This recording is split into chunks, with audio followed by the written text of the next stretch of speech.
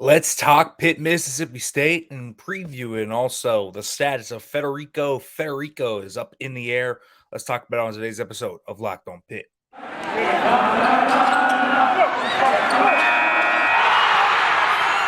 You are Locked On Pitt, your daily podcast on the Pittsburgh Panthers, part of the Locked On Podcast Network, your team every day.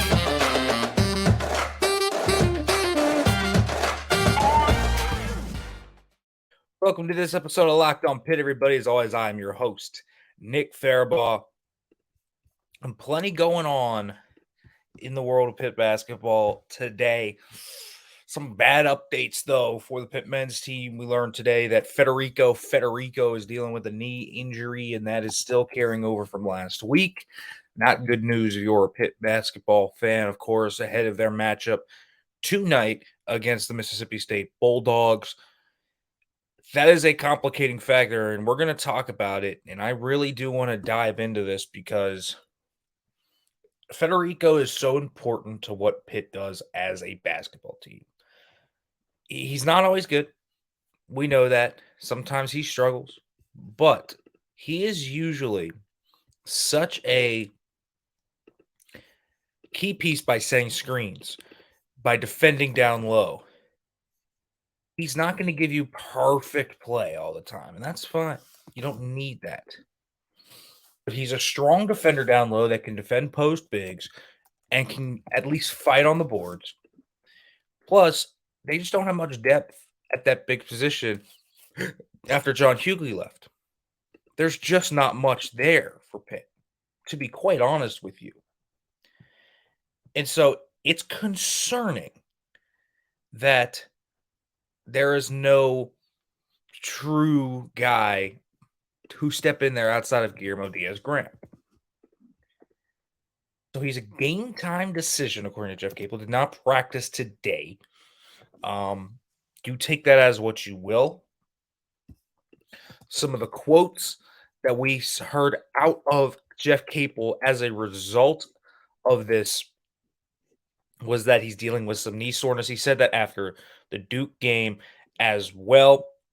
And more importantly, he also said that we need everybody ready to go, but everyone will be ready to go.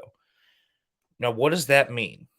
I don't know if that necessarily means that Federico is going to be limited and will play, but it's significant. It's hard to see Pitt shutting down Tolu Smith in any way without Federico. It doesn't even need to be a 100% effect of Federico. And it seems like that's unlikely to be had. But it really seems unlikely for them to shut down a guy like Tolu Smith, who is so good down low and who basically has dominated guys all year long. I mean, a first-team All-SEC guy. When we're talking about previewing this team, this is the guy you have to worry about first. You look at some of this guy's averages, 8.3 rebounds right off the rip, 58% field goal percentage, so he makes a high percentage of his field goals, doesn't shoot the three at all, hasn't taken one in his entire collegiate career, but 16.1 points. Not a great rim protector either, but he doesn't need to be. He's a guy that backs down low and dominates you in the paint. And so Pitt needs to watch out for him because if Federico doesn't play, I can only think that he could go for 30-20 and could have some nasty splits on Pitt that could completely dominate this game. And we had already been talking about Pitt kind of hurting on the boards, hurting on the defensive board specifically, where teams have been able to just eat them up. Miami, Duke, some other teams in the past have really been able to just dominate the offensive boards and kill Pitt that way. How does Pitt get on the boards without Federico? I think that's the big question.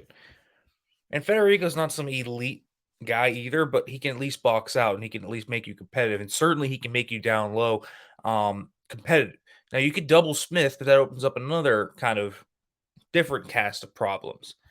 So it's not like Mississippi State's going to go out and score 90, but it certainly makes Tolu Smith much harder to guard without having a guy like that.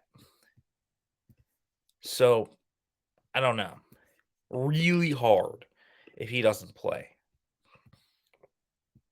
They need Tolu Smith. They need him to be slowed down. And the only man that I can see slowing him down a little bit is Federico Federico. That's just being real. With what he brings to the table, he's the guy. But Pitt might not have it. And the Twins fought very hard, especially Guillermo Diaz-Graham against Duke. There was no doubt Guillermo was better against Duke, but obviously that was a day after Federico had hurt the knee against Georgia Tech. And if you look at the video of how it happened, I mean, the Georgia Tech guard just dives right into the knee of Federico head on. It looks like a rough time. I don't know if he's going to play. I don't know if he's 100% going to be effective. I'm hearing it's a bone bruise. That's what I'm hearing. And so it was been kind of told that's more pain tolerance thing. And still, he's not going to be 100%. That's very certain. And so that in and of itself hurts Pitt right out the gate. But if he doesn't even play, they have two bigs maybe. And Jorge is not a big. He really isn't. So they really have two bigs in Jorge Diaz-Graham and Guillermo Diaz-Graham, and one's masquerading as a big, and Tolu Smith can completely dominate them in that way. And it would be very tough to slow him down. You look at his totals, man. He has not had a bad game since January against Ole Miss, where he had 5 points. I mean, Tolu Smith is a dominant player down low.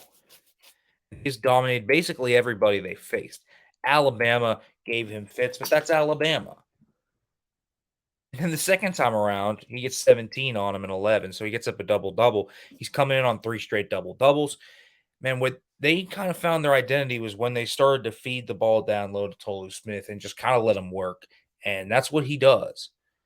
And I would worry a lot about this if Diaz-Graham has to be the main guy, and if Federico cannot at least give them 15 minutes.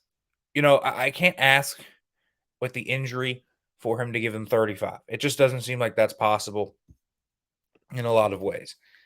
But they need him for 15, 20, if not for anything else, just to have 5 extra fouls to work with. Guillermo Diaz-Graham could easily get into foul trouble, and then you have Jorge Diaz-Graham or Blake Henson or someone working down low against Tolu Smith, and it could be really, really bad if it gets to that point, and that's where Pitt cannot get to. It could be very tough. But let's talk more about this matchup. But first, folks, I want to let you know about FanDuel, because FanDuel is the official sportsbook of Locked On. Folks, the midway point of the NBA season is here, and now is the perfect time to download FanDuel, America's #1 sportsbook.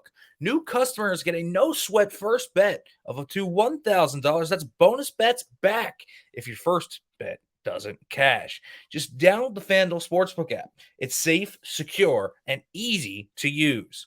Folks, then you can bet on anything from the money line to point scores, threes drained, so much more. Listen, Pitt is going to be playing, obviously, against Mississippi State. And there are plenty of lines to go into as well. We'll discuss it on the show, but make sure you can throw some down on Pitt, Mississippi State, or if you're an NBA person, feel free to go there.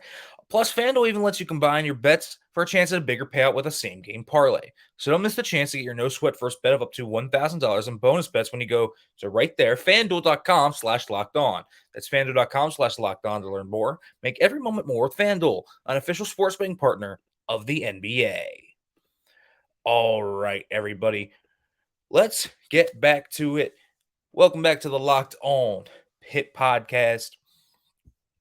Let's go through the Mississippi State men's basketball roster, and let me talk to you about some key stats and players. First of all, let's just start at a personnel level. We talked about Tolu Smith. He is the A1 to worry about.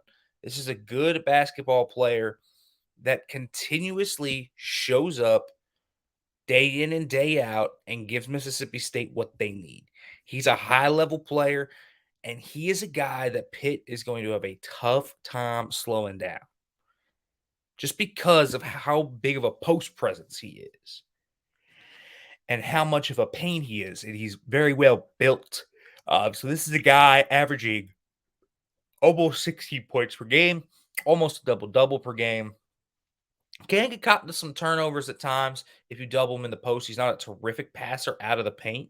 So that's probably where Pitt has to go here is they got to double him down low, force everyone else to beat them because no one really shoots on the team all that well. Their top three-point shooter is 35%, really 34%, Deshaun Davis, who is one of their starters. And he's a really good player, a guy that can also dish the ball quite well down low to a guy like Tolu Smith, averaging about 3.5 assists per game. He's not averaging a ton of points, but they can pass it out to him and he can pop a three if they need it. That's kind of what he does. But don't expect him to be a super big scorer, man. He's their leading shot taker, though, from three. He shot 105 and made 35, which is 34%. But a lot of this team doesn't mean that they haven't shot threes. They just don't shoot them very well. And so, you have Kamani Hamilton, too, who's off the bench, but a guy that hasn't played a lot recently, suffered an injury. So that's something to look out for. But you look at Shaquille Moore. Shaquille Moore, a guy that can really dice into the lane, shoots a lot of threes, doesn't make many of them at a high clip. One of the transfers from NC State, you recognize that name. But he doesn't really shoot the three. He can make two or three here or there, though. So he's probably the guy you watch the most to shoot the three. Him and DJ Jeffries are guys that will still shoot the three. They shoot it a lot. They have 141, 125 attempts on the season, but they only shoot it at a 26 and 26% clip both. So they don't do it a ton. They average about 9.5 and 8.8 per game. And so this team is where this stat comes in is they are the worst three-point shooting team in Division I basketball. That is true. But they turn it into a brawl alley fight. They know what they are. They know that they don't shoot well. And I'm sure that's something that they'll go into the offseason looking to get. But the team is not good at shooting threes. And that is their main downfall in terms of actually why they can't keep up with some teams. Now, can Pitt shoot well enough from three? That's the question. And the defensive stats are where you really get into the nitty-gritty with this team. First of all, they're just basic scoring defense. They're really good at it. Mississippi State is a really good defensive team. They only allow 61 points per game. That's 10th best in the entire country. They force over 15 turnovers per game. That is obviously a great stat for them as well. They get out and run, man. Most points off turnovers over the past month in the SEC per game.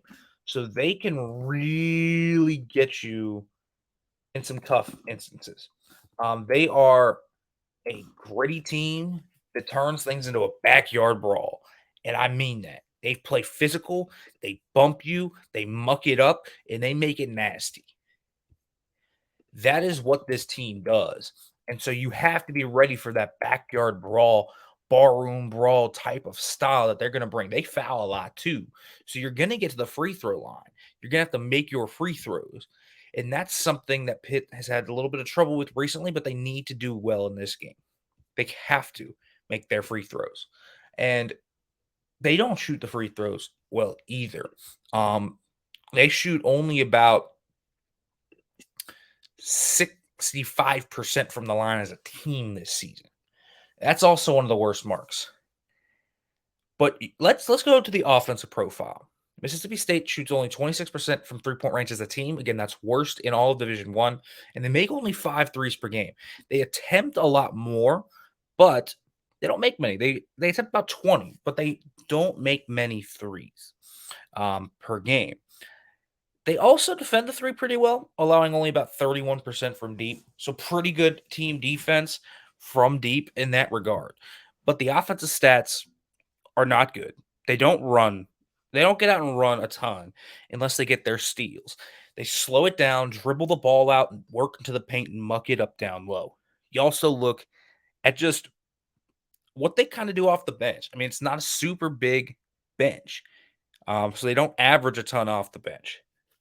They do have a pretty good assist to turnover ratio. They don't turn the ball over a ton, about 13 times per game. But in recent games, that number has been below 11. So they have done a nice job of adjusting and starting to really come in and take care of the basketball a little bit better, which has allowed them to kind of play their game a lot more. Because what can happen is Mississippi State on offense can be so lethargic that they could really suffer on the defensive end as a result, and teams run on them.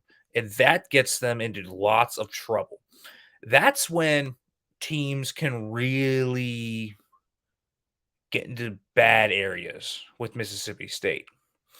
Mississippi State, let's just go to their back to February.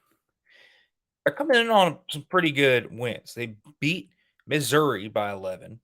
They beat LSU by 11, beat Arkansas by 16, lost to Kentucky by 3, beat Ole Miss by 8 in overtime, lost to Missouri in overtime, beat Texas A&M at home, beat South Carolina, lost to Vanderbilt, beat Florida, get crushed by Alabama.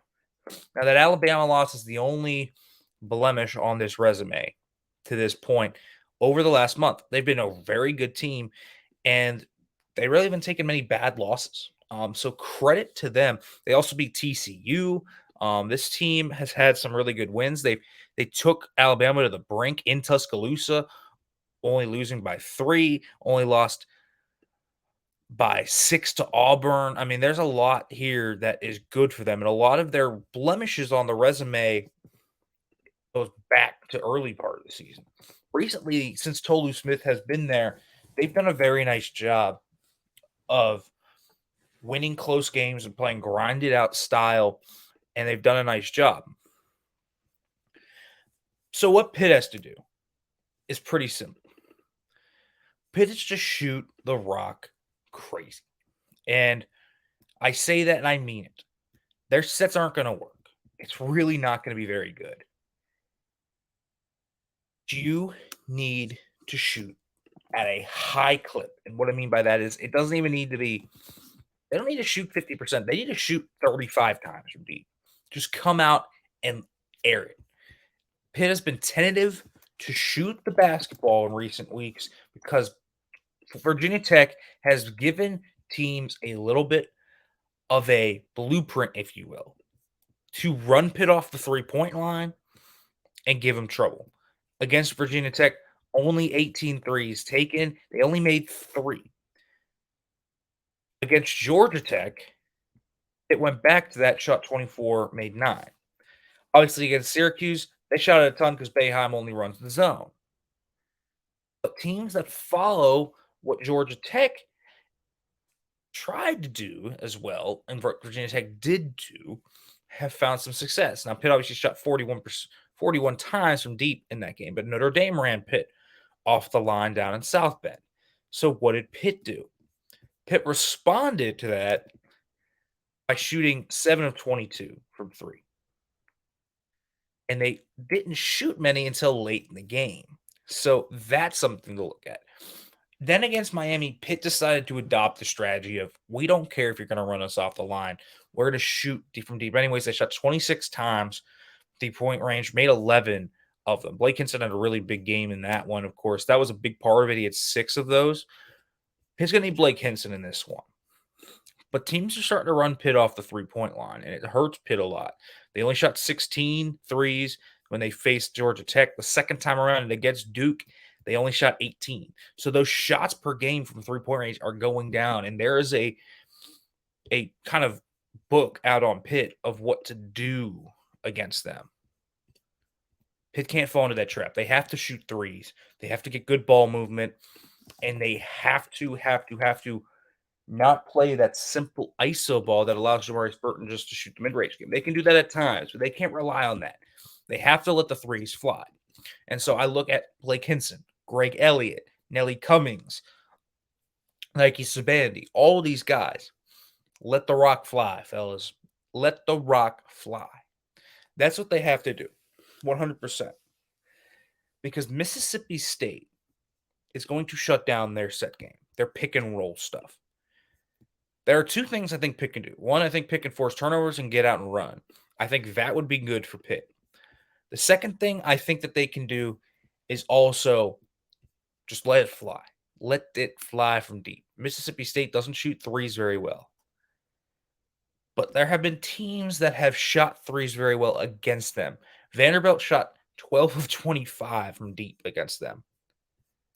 There are some teams that get discouraged from going to the three game against them. Alabama shot 37 times from three, made 13. I mean, that's not a high percentage, but that's still 13 3-pointers. And Florida, 35 times, only made 8, but they kept it close. They only lost by 1. I mean, the blueprint is just to let it fly. It really is. That's how you have to win this game against Mississippi State. That is Pitt's strength. That's been their identity all year. And the teams that beat them often shoot from three a lot, unless they have a dominant post big. For example, Kentucky only shot 20 times from three, but that's fine because Oscar Tshiebwe's there, and he can neutralize Tolu Smith on the offensive end and score a lot in the post. But there are teams that shoot a lot, and that often keeps it close. And it's going to be a barroom brawl. You're going to understand that. Pitt has to shoot the ball extremely well in this game. They have to shoot it often. That's going to be how they're going to win this game. And, of course, they have to win on the boards. It doesn't mean that they're going to completely, it's not that they're going to out-rebound them. And in fact, that's very unlikely. But they need to be competitive, and they need to get offensive boards and get some second-chance opportunities and keep Mississippi State from getting like 15 offensive rebounds. You can't have the Miami game all over again. You can't have the Duke game all over again. That can't be what happens here. And that is really kind of where it boils down to. All right, folks, as always, thank you for listening to the Locked On Pitt podcast. We'll be back tomorrow after the Pitt Mississippi State game talking about it. As always, folks, thank you for listening. As always, hail to Pitt.